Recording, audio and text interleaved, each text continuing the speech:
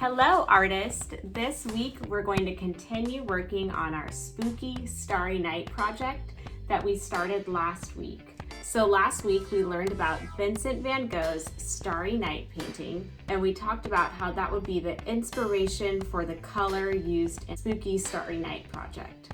We started by drawing a landscape using silhouettes. Remember, a silhouette is a shape that is filled in completely black, except for some small details that might be glowing, like windows or details on faces.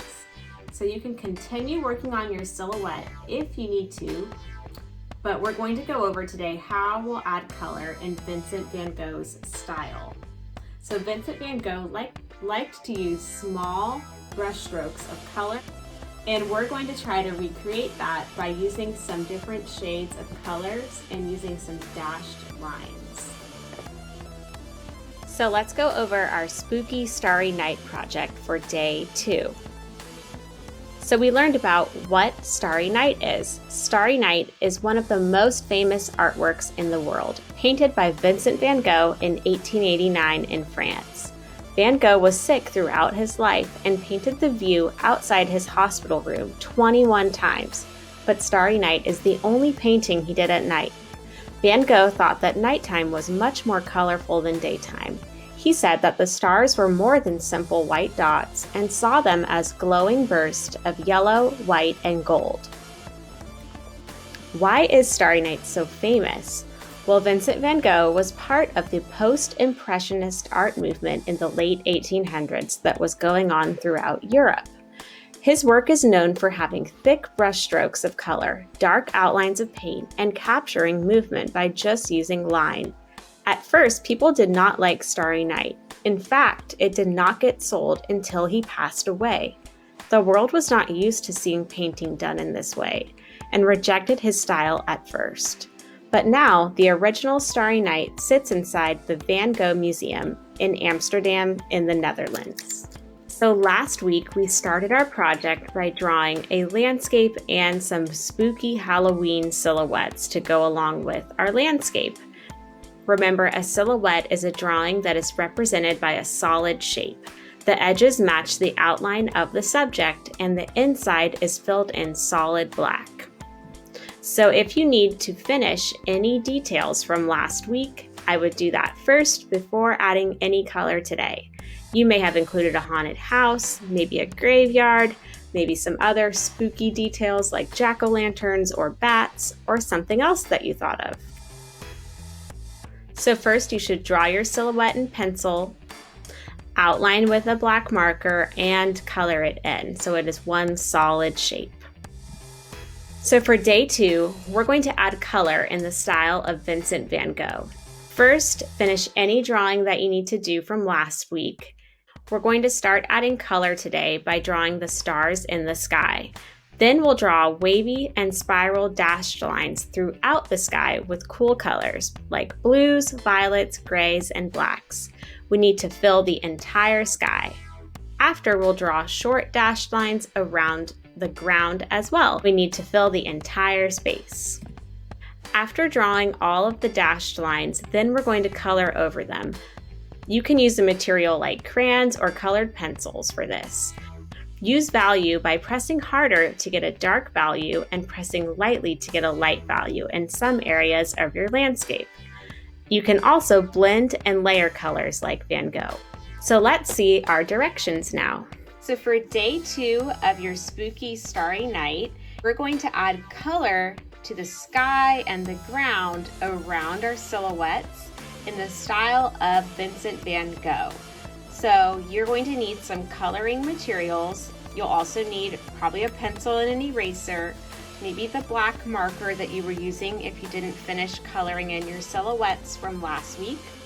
For color, I am going to be using some markers to add lines in the sky and in the ground, and then I'm going to use something to color in around the lines like crayons or colored pencils will also work really well for this step.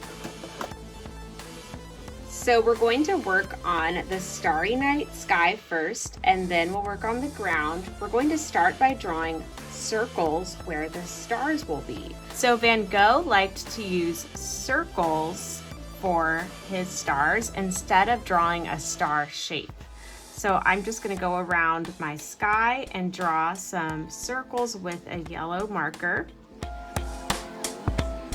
I'm just kind of scattering these around, so there doesn't have to be a certain amount, but you just want to make sure you have some in each area of your sky. And some of them can be a little bit larger circles, some can be tinier, showing that they are further away.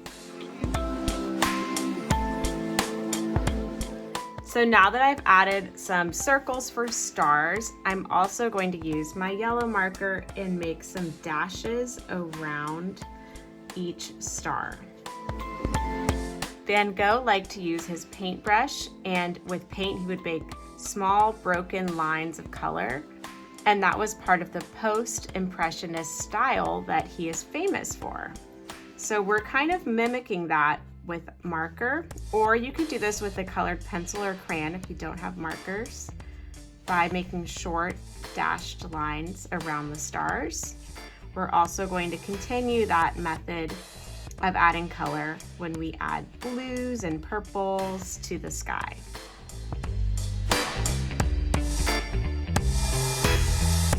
So I just went around each circle about 2 times, kind of making a circle with a dashed line.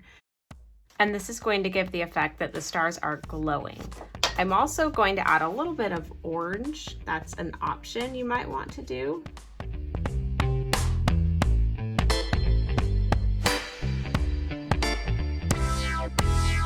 The next thing I need to do is color in any details that are supposed to be glowing.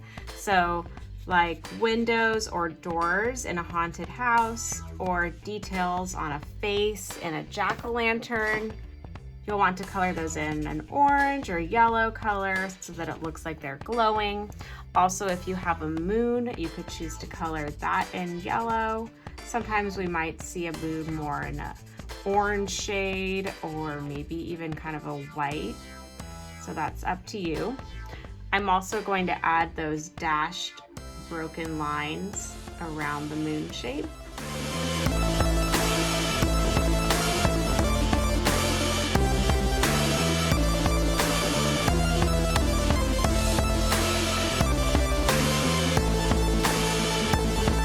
Now the next step is adding the dashed lines in the sky. And notice how it goes in kind of a spiral shape. So I'm going to kind of plan out where some of mine are, just with a pencil, making those dashed lines and going around in a kind of a spiral shape around the stars. I don't need to draw every line, but this will help me when I start adding color. And you can also think of it as kind of a wavy line. So it just depends on where your stars are. You could attach a wavy line to another wavy line to go up and go around a star. And there's really no right or wrong way to do this.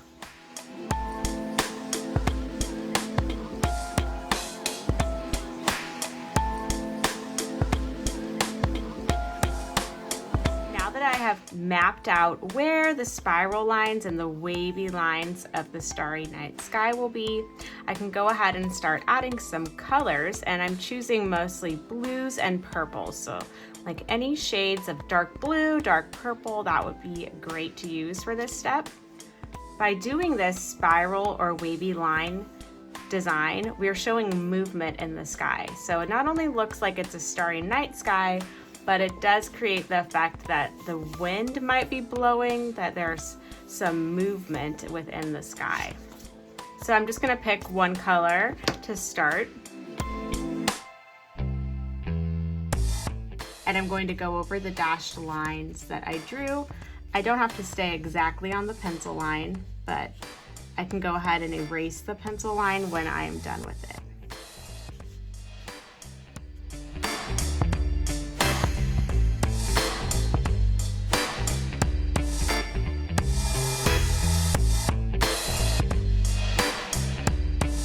now that I have outlined the dashed lines, I'm going to erase the pencil lines so that it looks a little bit neater.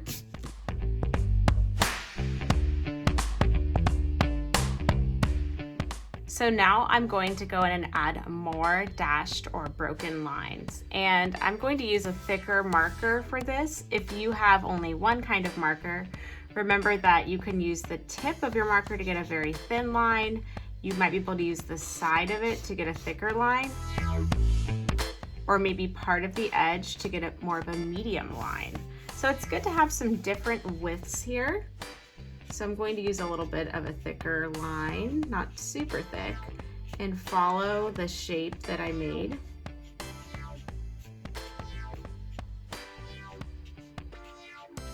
Just adding some different shades of blue there. And I'm just going to go around and do that all throughout the sky.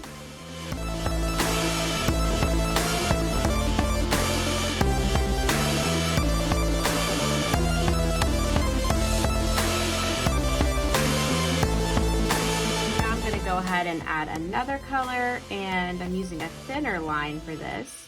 So I'm just going to continue following the shape, and I might do that a couple times, like 2 rows of dashed lines. There's no right or wrong way to do this as long as you're using broken or dashed lines and you're going in the shape of a wavy or a spiral line.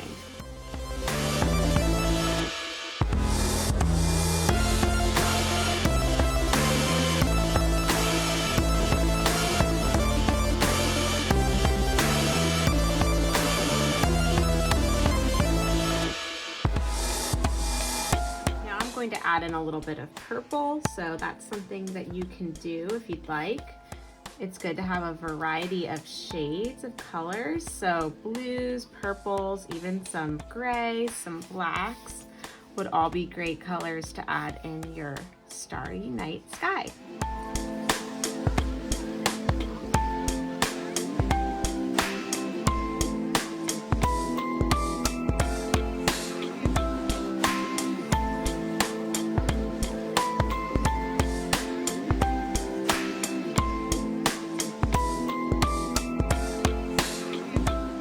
So now that the sky is filled in with dashed lines, we're going to do the same thing to the land, except we're not going to be making this wavy spiral line shape.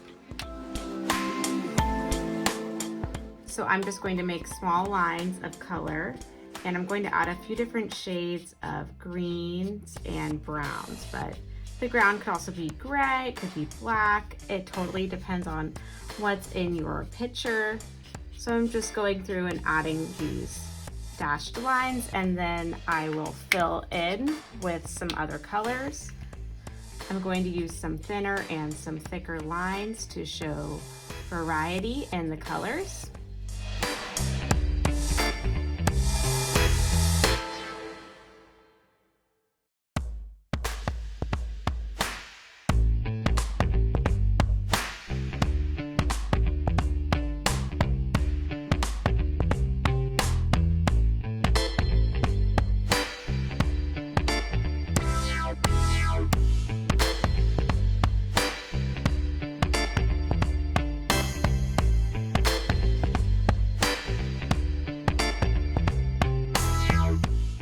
So now I'm going to use crayons to color in the sky and the ground. So I'm going to color right over the line. So I'm going to use some different shades of blue and purple for the sky. I have a yellow for coloring over the stars.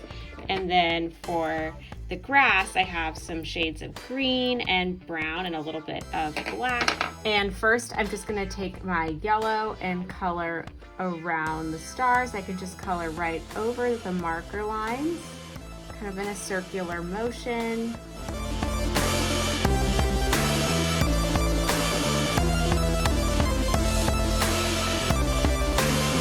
Now I'm going to take the lightest blue that I have. This is the Crayola color cornflower, but any light blue will work.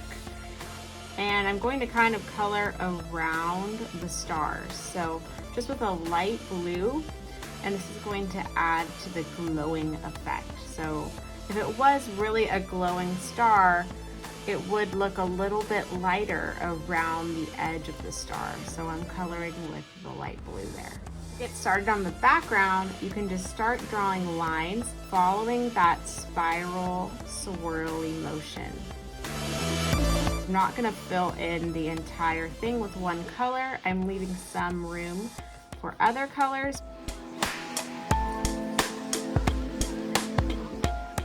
And then after that, you can blend in some other colors. So now I have a purple and I'm doing the same thing, kind of following the curvy line, following the dashed line shape,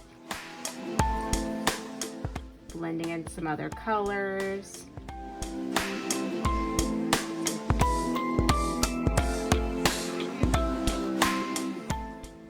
You can go back over a color to make it darker.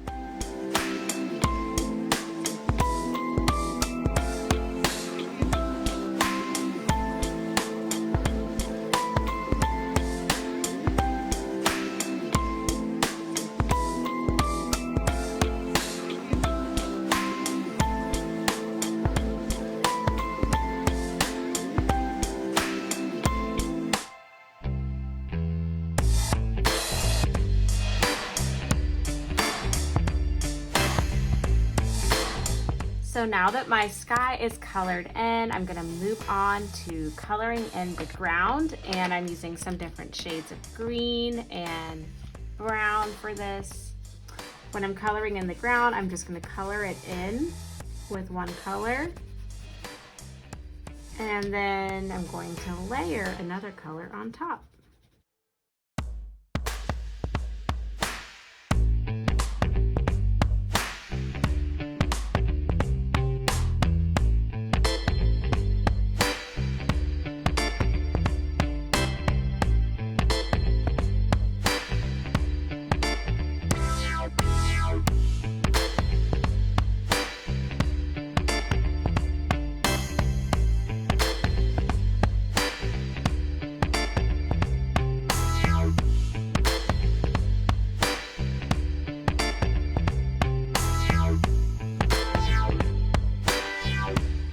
I decided I'm going to color in the road with black.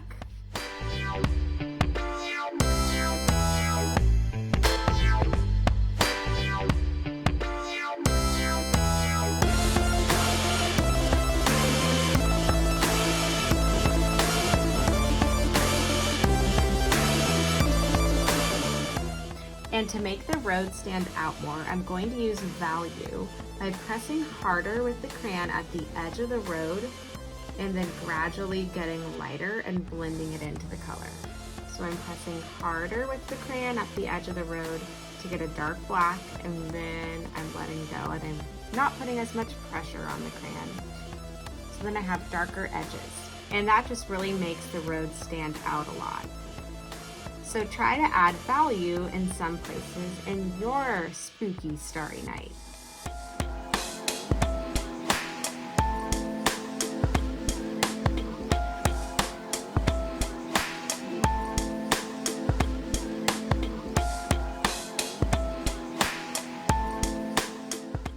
Another place that you can add value is on your horizon line. So if you just use a little bit more value on the edge of your horizon line, that will really just make it pop out more.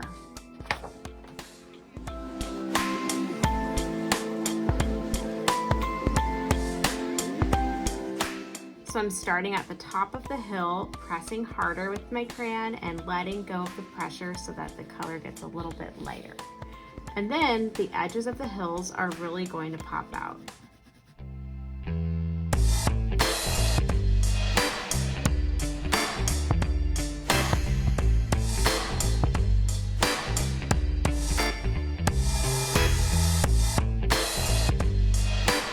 Alright, so I am done with my spooky starry night because I have silhouettes that are drawn and filled in black, and I've used Vincent van Gogh's style by using broken dashed lines of color in the sky and on the ground. I've also blended colors in the sky by layering my crayons, and I've used value by pressing hard with my crayon to get a dark color and pressing lightly with my crayon to get a light color. I hope that you had fun creating your spooky Starry Night project. I can't wait to see what you create.